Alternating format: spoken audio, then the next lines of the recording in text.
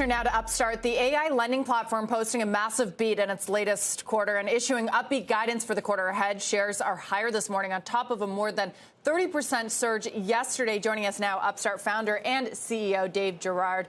Dave, good morning. It's great to have you with us. Before we get into the quarter, perhaps you could just walk our audience through your model, how AI underpins your underwriting standards, and how you're modeling in rising rates this year.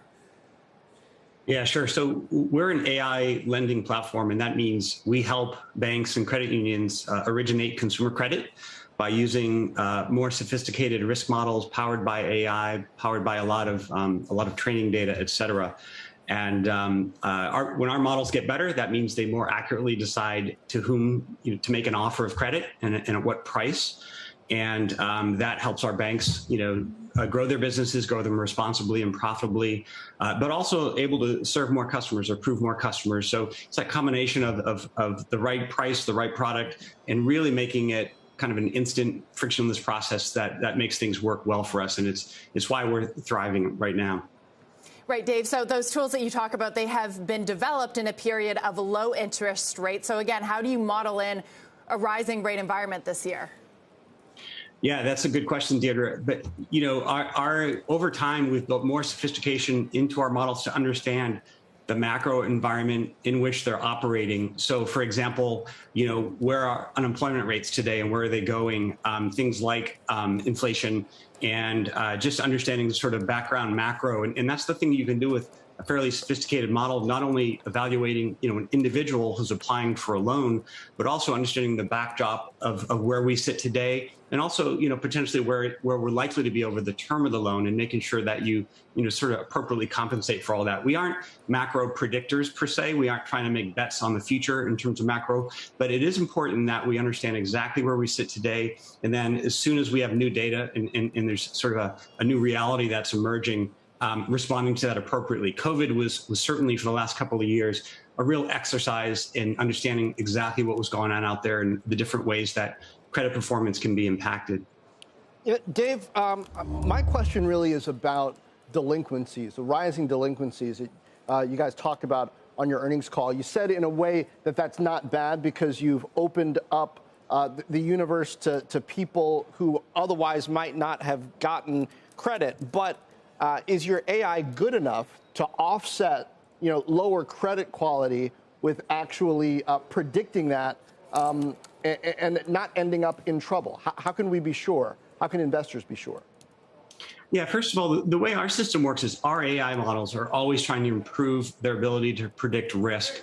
Our bank partners have a lot of controls, how they mitigate, what risk appetite they have, what sort of returns they're looking for. They can put all sorts of limits on the system in ways that they have a lot of degrees of control. But it's important to say, John, in any AI system, what the system hasn't seen before, it doesn't know. So it needs to treat that type of kind of experience very cautiously.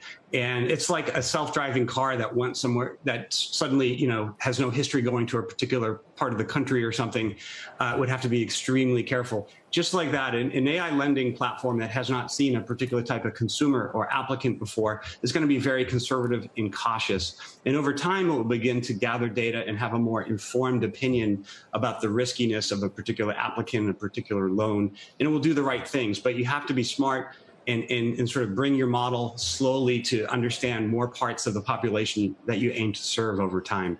Well, I wonder, did you test this model on kind of historical events also? Because I'm thinking back to the housing crisis, right? I mean, there was a lot of things that were going on there that we hadn't seen before. Would AI have helped, or would it have just been stumped and said, wow, that's a new one? Yeah, it's a good question.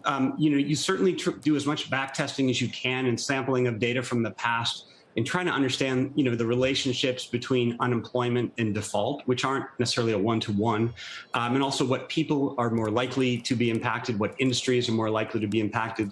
So, the model's always getting a little better. I mean, it learned a ton during COVID, but of course, the next economic event will be very different, and we wouldn't expect it to be perfect.